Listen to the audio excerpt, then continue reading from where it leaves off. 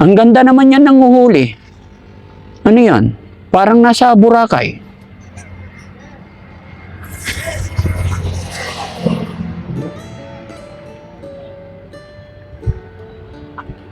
Para kang sa isla dahil. Ganda-ganda mo. May alimango? Wow. Sanay na sanay magbangka ah. Oop. May nahuli ka? Ay, ang dami. Paluto tayo kasi kakain. Mabilis lang naman lutuin yan, di ba? Okay lang ba magbihis muna ako? Basa ako eh. Oh, Kasi sige. ako namamandaw. Oo. Bakit, ang ganda-ganda mo? Tsaka bakit, ganyan ba talaga manghuli? Kailangan maganda? Oo, required kasi para lumapit yung alimango. Guys, alas 12 na. Nagugutom na ako. Mag-lunch muna tayo. Ayun, sakto na. Oh, okay lang? Pwede. Oh, hanap ka ng makainan. Ay, Dad, Hoy, tama-tama din. Merong nag-sponsor sa atin. Pagkain daw natin. meron? Opo. Sino? Si Manuel po. Nagpadala po siya ng 5K. 5,000. Opo, pagkain daw po natin. Ay, wow, thank you. Ay, Dad, siya nga pala. Oh, Pwede pong mag-request. ano yun? Gusto ko sanang kumain ng seafood. Oo ba? Kasi simula noong nabunutan ako, hindi pa ako nakakain. Ngayon lang ako nakasama. Okay lang ba, Dad? Okay lang, sige. May alam, sino kayang may alam dito ng seafood? Kuya Rizky, tabi mo saglit. Ayan.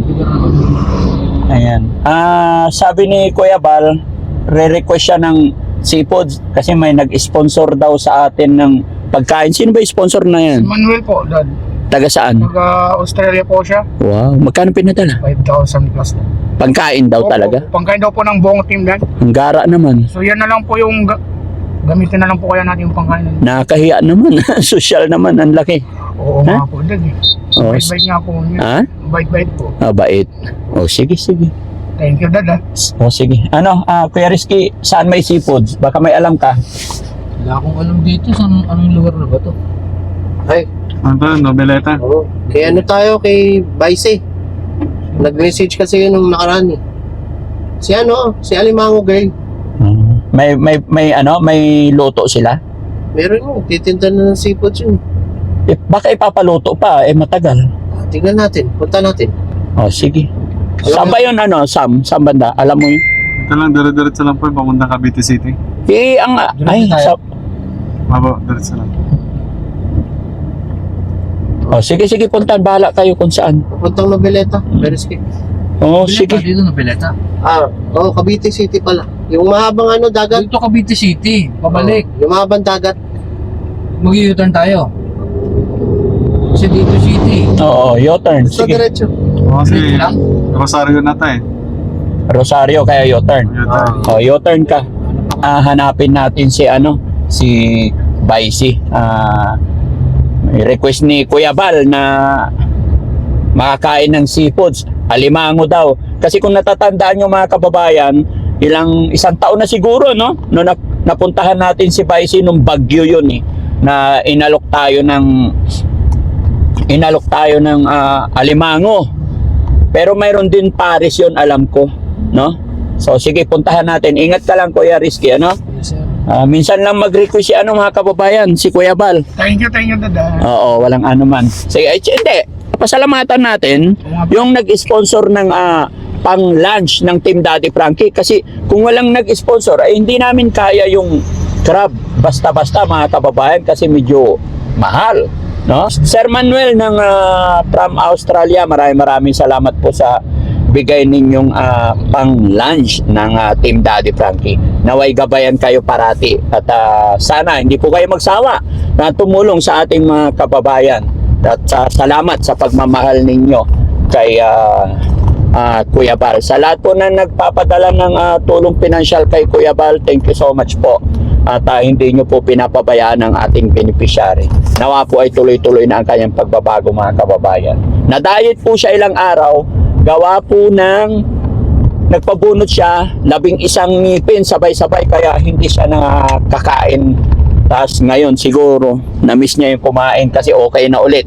Baka sunod na araw, papabunutan na naman namin para tuloy-tuloy na ang paging maayos ang kanyang ngipin. So, let's go. Ingat. Malayo pa ba?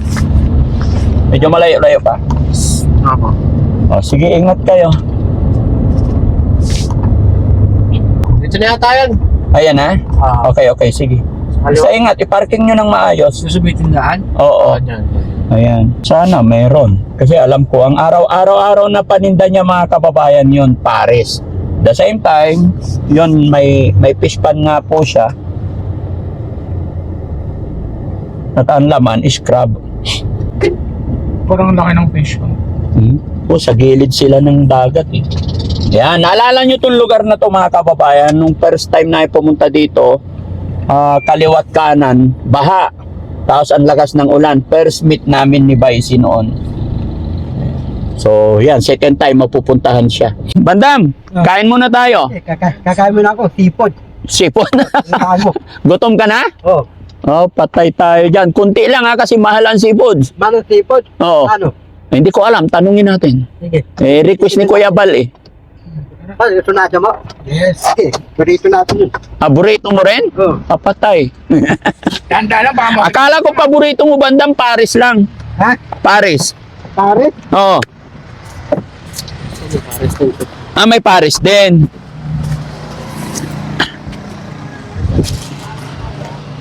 Saan ang Paris? Saan? Ito. Ito. Ay, hello. Ano po? Paris? Ako, Paris po. Oo. Andito si si Baisi. Anong huli po ng alimango, sir? Ay, nanghuli? Apo. Kailan balik? Hindi lang po ng huli. Nanghuli lang? Ay Oo. po, Oo. tawagin ka ba? Oo, pasuyo. May ma-order ba kaming sandali lang. May ma-order ba kaming alimango ngayon? Meron po, sir. Meron? Apo, Kasi, bagong huli po ni Maring. oo. Sige, ang init. Anong ginagawa niya doon? ang init naman. Kasi Frankie daw! Oo. Grabe naman. Galing naman ni Inday. Oo. Ayan, siya yung siya Kuya Bal yung nag-alok sa amin ng dati, yung nag-aalok ng alimango. Galing naman ni Inday manghuli. Meron? Meron daw. Ang galing na, marunong siya Aking probinsya ka, Day. Ang ganda naman yan ng uhuli. Ano yan? Parang nasa Boracay.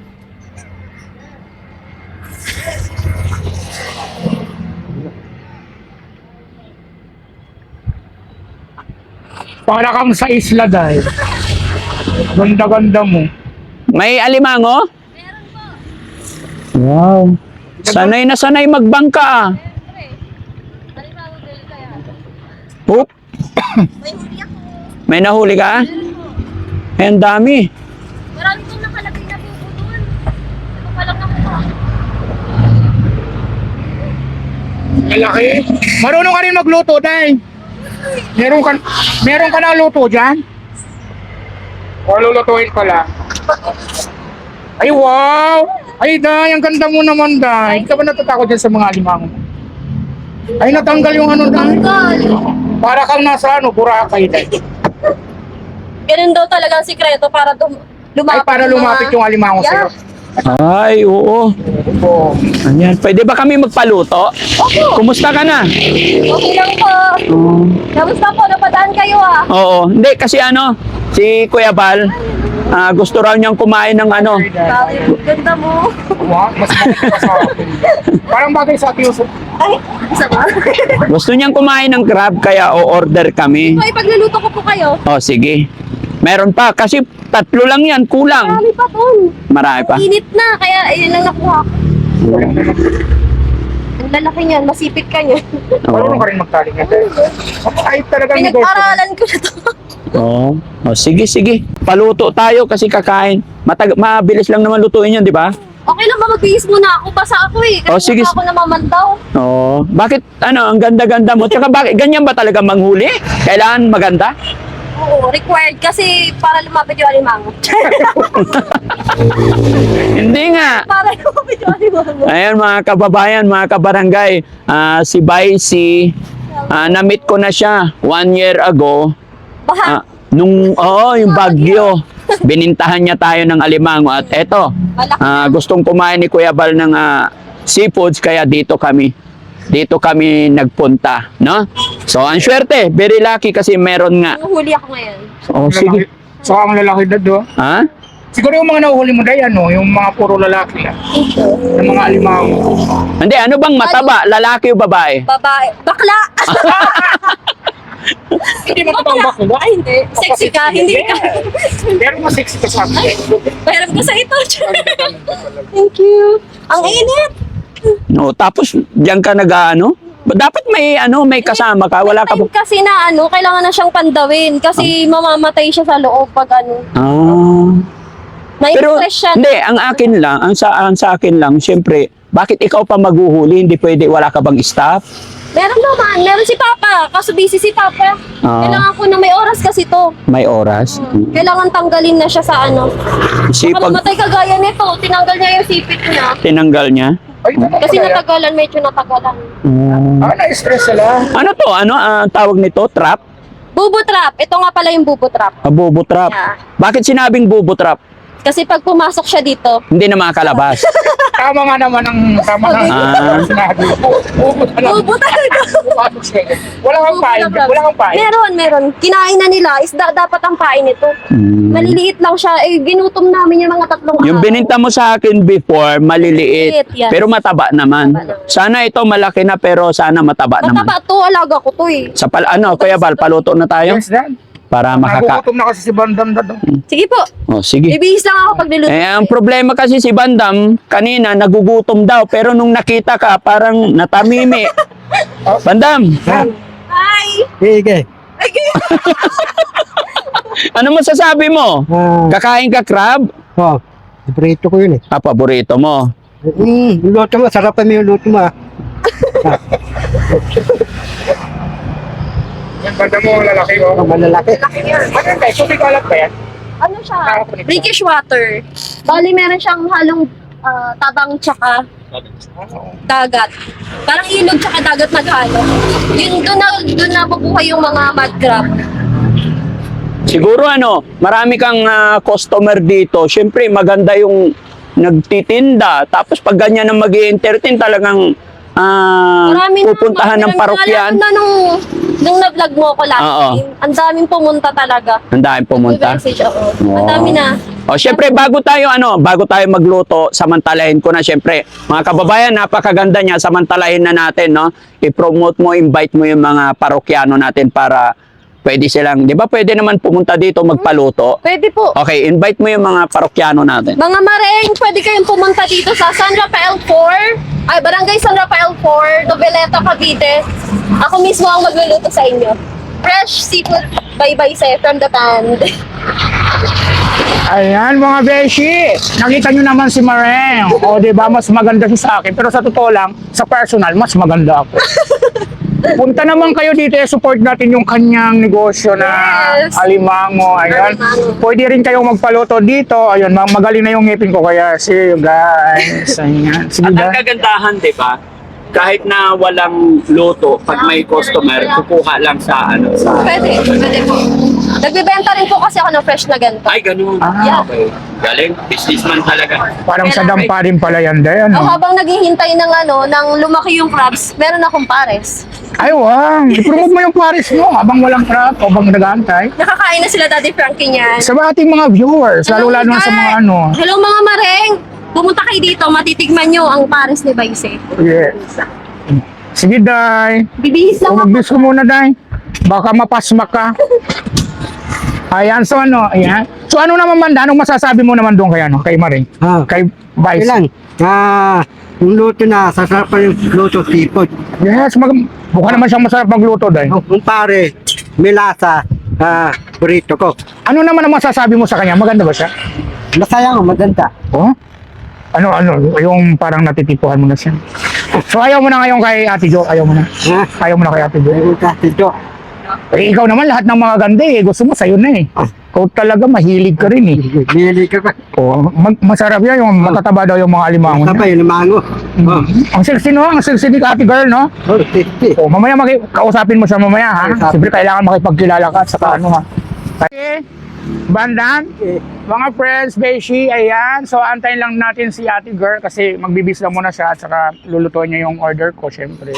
Ayan, so antayin lang natin pagbalik niya. Ayan, dala niya na yung alimango. See you guys.